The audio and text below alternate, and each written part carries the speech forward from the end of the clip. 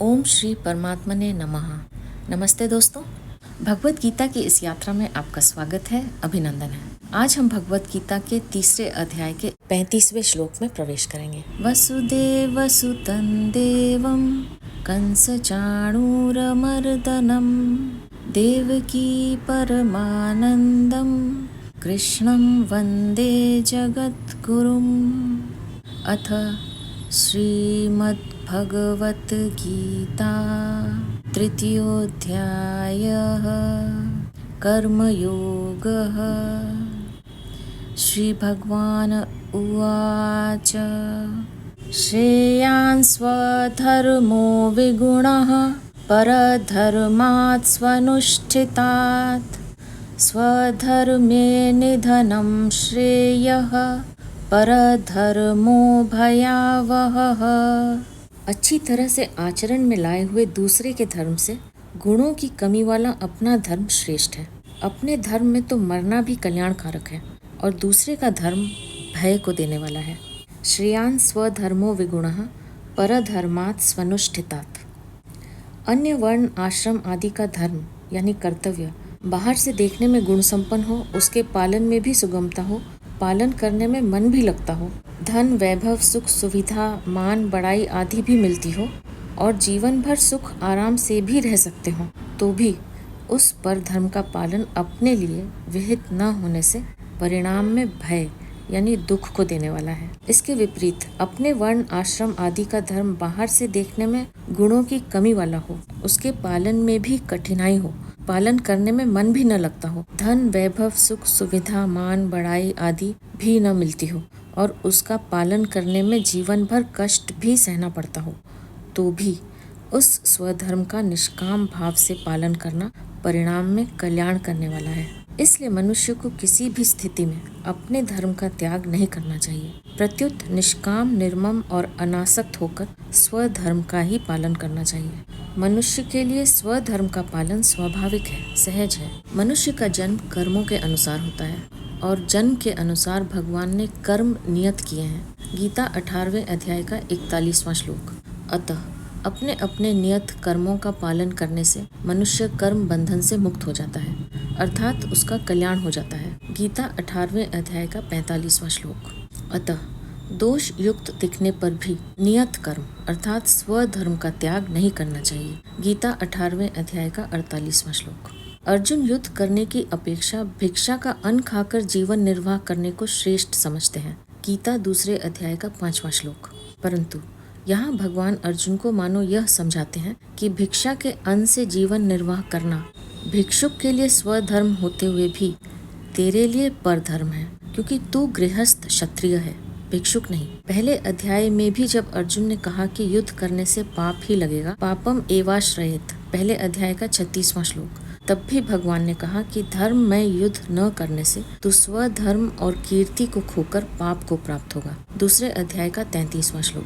फिर भगवान ने बताया कि जय पराजय लाभ हानि और सुख दुख को समान समझकर युद्ध करने से अर्थात राग द्वेष से रहित होकर अपने कर्तव्य यानी स्वधर्म का पालन करने से पाप नहीं लगता, 2 अध्याय का 38वां श्लोक। आगे 18वें अध्याय में भी भगवान ने यही बात कही है कि स्वभाव नियत स्वधर्म रूप कर्तव्य को करता हुआ मनुष्य पाप को प्राप्त नहीं होता, 18वें अध्याय का 47वां श्लोक। तात्पर्य यह है कि धर्म के पालन में राग द्वेष रहने से ही पाप लगता है, अन्यथा नहीं। राग द्वेष से रहित होकर स्वधर्म का भली भांति आचरण करने से समता यानी योग का अनुभव होता है और समता का अनुभव होने पर दुखों का नाश हो जाता है। गीता 6 अध्याय का 23वां श्लोक।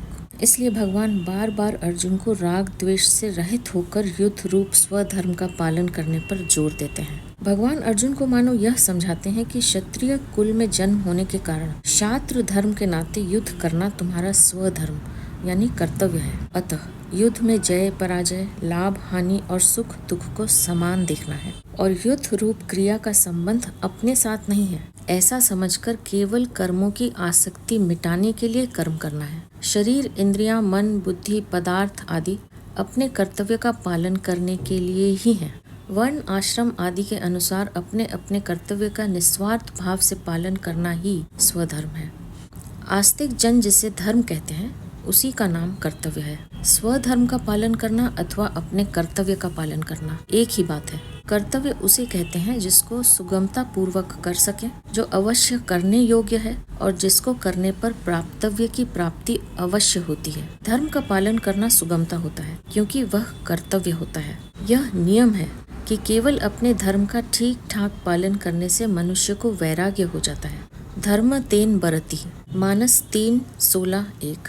केवल कर्तव्य मात्र समझकर धर्म का पालन करने से कर्मों का प्रवाह प्रकृति में चला जाता है और इस तरह अपने साथ कर्मों का संबंध नहीं रहता। वर्ण आश्रम आदि के अनुसार सभी मनुष्यों को अपना अपना कर्तव्य यानी स्वधर्म कल्याणप्रद है, परंतु दूसरे वर्ण आश्रम आदि का कर्तव्य देखने से अपना कर्तव्य अपेक्षाकृत कम गुणों वाला दिखता है। जैसे ब्राह्मण के कर्तव्य शम दम तप क्षमा आदि की अपेक्षा क्षत्रिय के कर्तव्य युद्ध करना आदि में अहिंसा आदि गुणों की कमी दिखती है। इसलिए यहाँ विगुणः पद देने का भाव यह है कि दूसरों के कर्तव्य से अपने कर्तव्य में गुणों की कमी दिखने पर भी अपना कर्तव्य ही कल्याण करने वाला है। अतः किसी भी अवस्था में अपने कर्तव्य का त्याग नहीं करना चाहिए। वर्ण आश्रम आदि के अनुसार बाहर से जो कर्म अलग अलग यानी घोर या सौम्य प्रतीत होते हैं, पर परमात्म प्राप्ति रूप उद्देश्य एक ही होता है। परमात्म प्राप्ति का उद्देश्य न रहने से तथा अंतःकरण में प्राकृत पदार्थों का महत्व रहने से ही कर्म घोर या सौम्य प्रतीत होते हैं। स्वधर्मे निधनम श्रेयः। स्वधर्म पालन में यदि सदा सुख आराम धन संपत्ति मान बढ़ाई आदर सत्कार आदि ही मिलते तो वर्तमान में धर्मात्माओं की टोलियां देखने में आती, परंतु स्वधर्म का पालन सुख अथवा दुख को देखकर नहीं किया जाता, प्रत्युत भगवान अथवा शास्त्र की आज्ञा को देखकर निष्काम भाव से किया जाता है। इसलिए स्वधर्म अर्थात अपने कर्तव्य का पालन करते हुए यदि कोई कष्ट आ जाए तो वह कष्ट भी उन्नति करने वाला होता है। वास्तव में वह कष्ट नहीं अपितु तप होता है। उस कष्ट से तप की अपेक्षा भी बहुत जल्दी उन्नति होती है, कारण कि तप अपने लिए किया जाता है और कर्तव्य दूसरों के लिए। जानकर किए गए तप से उतना लाभ नहीं होता जितना लाभ स्वतः आए कष्ट रूप तप से होता है। जिन्होंने स्वधर्म पालन में कष्ट सहन किया और जो स्वधर्म का पालन करते हुए मर गए, वे धर्मात्मा पुरुष अमर हो गए। लौकिक दृष्टि से भी जो कष्ट आने पर भी अपने धर्म यानी कर्तव्य पर डटा रहता है, उसकी बहुत प्रशंसा और महिमा होती है। जैसे देश को स्वतंत्र बनाने के लिए जिन पुरुषों ने कष्ट सहे, बार बार जेल गए और फांसी पर लटक गए, उनकी आज भी बहुत प्रशंसा और महिमा होती है। इसके विपरीत बुरे कर्म करके जेल जाने वालों की सब जगह निंदा होती है। तात्पर्य यह निकला कि निष्काम भाव पूर्वक अपने धर्म का पालन करते हुए कष्ट आ जाए अथवा मृत्यु तक भी हो जाए तो भी उससे लोक में प्रशंसा और परलोक में कल्याण ही होता है। स्वधर्म का पालन करने वाले मनुष्य की दृष्टि धर्म पर रहती है। धर्म पर दृष्टि रहने से उसका धर्म के साथ संबंध रहता है। अतः धर्म पालन करते हुए यदि मृत्यु भी हो जाए तो उसका उद्धार हो जाता है। यहाँ शंका हो सकती है कि स्वधर्म का पालन करते हुए मरने से कल्याण ही होता है, इसे कैसे जाने? इसका समाधान यह है कि गीता साक्षात भगवान की वाणी है, अतः इसमें शंका की संभावना ही नहीं है। दूसरी बात, यह चर्म चक्षुओं का प्रत्यक्ष विषय नहीं है, प्रत्युत श्रद्धा विश्वास का विषय है। फिर भी इस विषय में कुछ बातें बताई जाती हैं। पहली बात, जिस विषय का हमें पता नहीं उसका पता शास्त्रों से ही लगता है। शास्त्र में आया है कि जो धर्म की रक्षा करता है उसकी रक्षा यानी कल्याण धर्म करता है।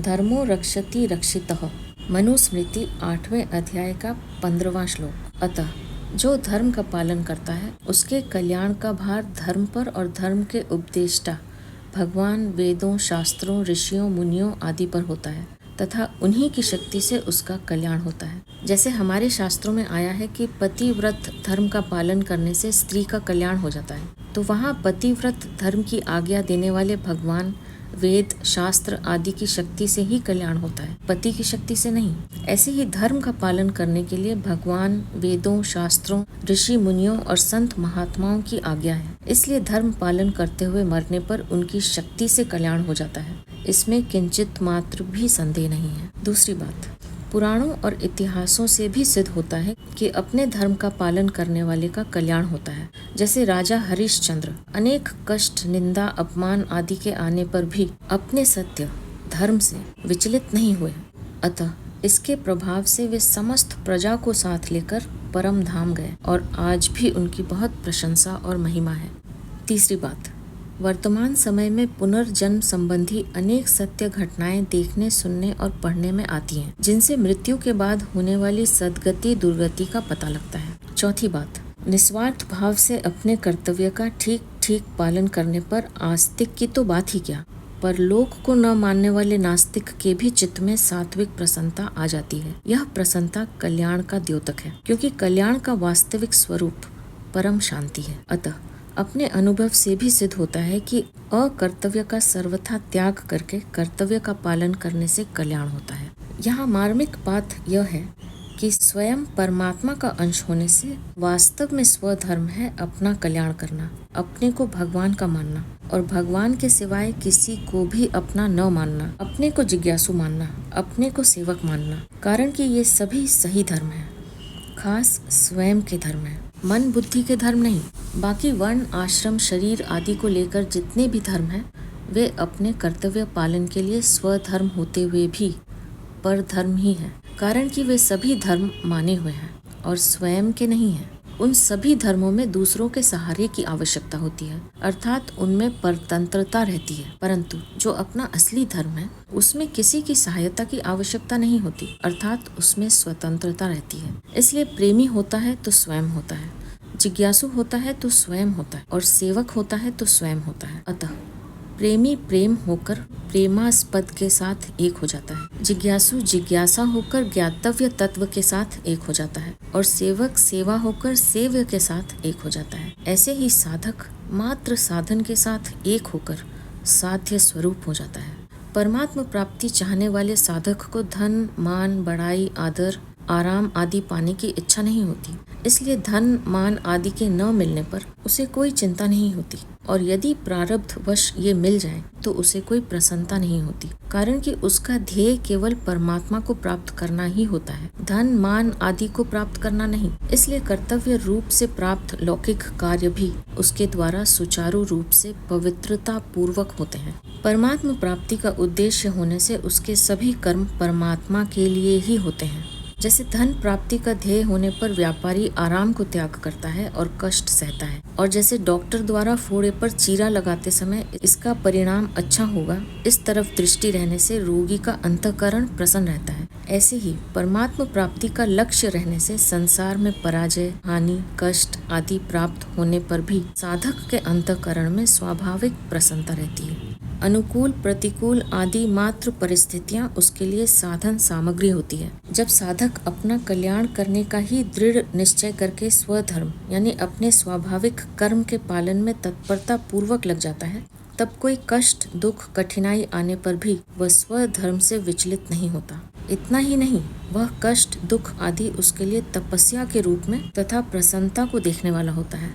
शरीर को मैं और मेरा मानने से ही संसार में राग द्वेष होते हैं। राग द्वेष रहने पर मनुष्य को स्वधर्म परधर्म का ज्ञान नहीं होता। अगर शरीर मैं यानी स्वरूप होता तो मैं के रहते हुए शरीर भी रहता और शरीर के न रहने पर मैं भी न रहता। अगर शरीर मेरा होता तो इसे पाने के बाद और कुछ पाने की इच्छा न रहती।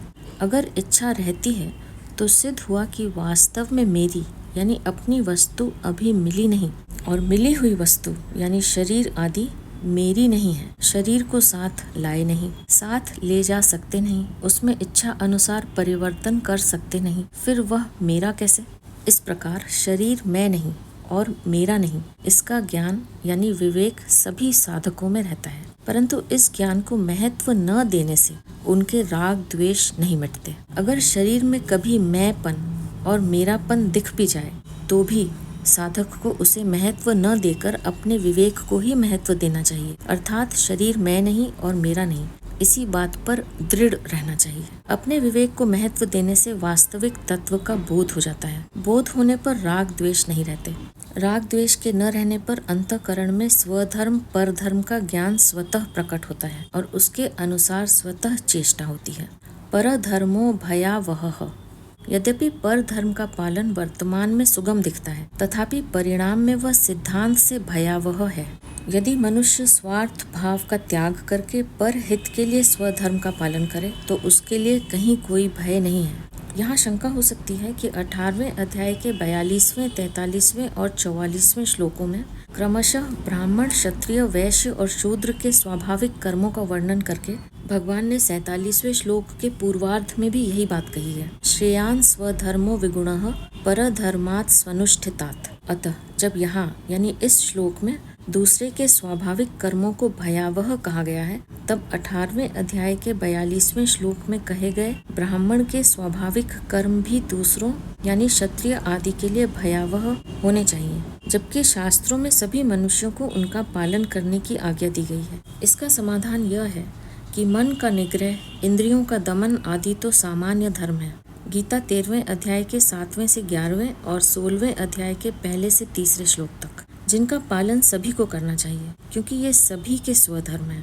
ये सामान्य धर्म ब्राह्मण के लिए स्वाभाविक कर्म इसलिए हैं कि इनका पालन करने में उन्हें परिश्रम नहीं होता, परंतु दूसरे वर्णों को इनका पालन करने में थोड़ा सा परिश्रम हो सकता है। स्वाभाविक कर्म और सामान्य धर्म दोनों ही स्वधर्म के अंतर्गत आते हैं। सामान्य धर्म के सिवाय अपने स्वाभाविक कर्म में पाप दिखते हुए भी वास्तव में पाप नहीं होता। जैसे केवल अपना कर्तव्य समझकर यानी स्वार्थ, द्वेष आदि के बिना शूरवीरता पूर्वक युद्ध करना क्षत्रिय का स्वाभाविक कर्म होने से इसमें पाप दिखते हुए भी वास्तव में पाप नहीं होता। स्वभाव नियतम कर्म कुर्वन्नाप्नोति किल्बिषम। गीता 18वें अध्याय का 47वां श्लोक। सामान्य धर्म के सिवाय दूसरे का स्वाभाविक कर्म यानी पर धर्म भयावह है, क्योंकि उसका आचरण शास्त्र निषिद्ध और दूसरे की जीविका को छीनने वाला है। दूसरे का धर्म भयावह इसलिए है कि उसका पालन करने से पाप लगता है और वह स्थान विशेष तथा योनि विशेष नरक रूप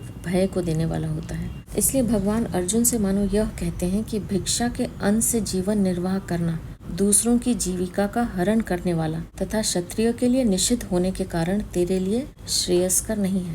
प्रत्युत तेरे लिए युद्ध रूप स्वतः प्राप्त स्वाभाविक कर्म का पालन करना ही श्रेयस्कर है। स्वधर्म और परधर्म संबंधी मार्मिक बात। परमात्मा और उनका अंश यानी जीवात्मा स्वयं है तथा प्रकृति और उसका कार्य यानी शरीर और संसार अन्य है। स्वयं का धर्म स्वधर्म और अन्य का धर्म परधर्म कहलाता है। अतः सूक्ष्म दृष्टि से देखा जाए तो निर्विकारता, निर्दोषता, अविनाशिता, नित्यता, निष्कामता, निर्ममता आदि जितने स्वयं के धर्म हैं वे सब स्वधर्म हैं। उत्पन्न होना, उत्पन्न होकर रहना, बदलना, बढ़ना, क्षीण होना तथा नष्ट होना एवं भोग और संग्रह की इच्छा, मान बढ़ाई की इच्छा आदि जितने शरीर के संसार के धर्म हैं वे सब परधर्म हैं। संसार धर्मैरविमोह्यमानः श्रीमद् भागवत 11:2-49। स्वयं में कभी कोई परिवर्तन नहीं होता, इसलिए उसका नाश नहीं होता, परंतु शरीर में निरंतर परिवर्तन होता है, इसलिए उसका नाश होता है। इस दृष्टि से स्वधर्म अविनाशी और परधर्म नाशवान है। त्याग यानी कर्म योग, बोध यानी ज्ञान योग और प्रेम यानी भक्ति योग, ये तीनों ही स्वतः सिद्ध होने से स्वधर्म है। स्वधर्म में अभ्यास की आवश्यकता नहीं होती, क्योंकि अभ्यास शरीर के संबंध से होता है और शरीर के संबंध से होने वाला सब परधर्म है। योगी होना स्वधर्म है और भोगी होना परधर्म है। निर्लिप्त रहना स्वधर्म है और लिप्त होना परधर्म है। सेवा करना स्वधर्म है और कुछ भी चाहना परधर्म है। प्रेमी होना स्वधर्म है और रागी होना परधर्म है। निष्काम, निर्मम और अनासक्त होना स्वधर्म है एवं कामना, ममता और आसक्ति करना परधर्म है। तात्पर्य है कि प्रकृति के संबंध के बिना यानी स्वयं में होने वाला सब कुछ स्वधर्म है और प्रकृति के संबंध से होने वाला सब कुछ परधर्म है। स्वधर्म चिन्मय धर्म है और परधर्म जड़ धर्म है। परमात्मा का अंश यानी शरीरी स्व है और प्रकृति का अंश यानी शरीर पर है। स्व के दो अर्थ होते हैं, एक तो स्वयं और दूसरा स्वकीय अर्थात परमात्मा। इस दृष्टि से अपने स्वरूप बोध की इच्छा तथा स्वकीय परमात्मा की इच्छा दोनों ही स्वधर्म है। पुरुष यानी चेतन का धर्म है स्वतः सिद्ध स्वाभाविक स्थिति और प्रकृति यानी जड़ का धर्म है स्वतः सिद्ध स्वाभाविक परिवर्तनशीलता। पुरुष का धर्म स्वधर्म और प्रकृति का धर्म परधर्म है। मनुष्य में दो प्रकार की इच्छाएं रहती हैं, एक सांसारिक अर्थात भोग एवं संग्रह की और दूसरी पारमार्थिक अर्थात अपने कल्याण की इच्छा। इसमें भोग और संग्रह की इच्छा परधर्म अर्थात शरीर का धर्म है, क्योंकि असत शरीर के साथ संबंध जोड़ने से ही भोग और संग्रह की इच्छा होती है। अपने कल्याण की इच्छा स्वधर्म है, क्योंकि परमात्मा का ही अंश होने से स्वयं की इच्छा परमात्मा की ही है, संसार की नहीं। स्वधर्म का पालन करने में मनुष्य स्वतंत्र है, क्योंकि अपना कल्याण करने में शरीर, इंद्रियां, मन, बुद्धि आदि की आवश्यकता नहीं है, प्रत्युत इनसे विमुख होने की आवश्यकता है। परंतु पर धर्म का पालन करने में मनुष्य परतंत्र है, क्योंकि इसमें शरीर, इंद्रियां, मन, बुद्धि, देश, काल, वस्तु, व्यक्ति आदि की आवश्यकता है। शरीर आदि की सहायता के बिना पर धर्म का पालन हो ही नहीं सकता। स्वयं परमात्मा का अंश है और शरीर संसार का अंश है। जब मनुष्य परमात्मा को अपना मान लेता है तब यह उसका स्वधर्म हो जाता है, और जब शरीर संसार को अपना मान लेता है तब यह उसके लिए पर धर्म हो जाता है, जो कि शरीर धर्म है।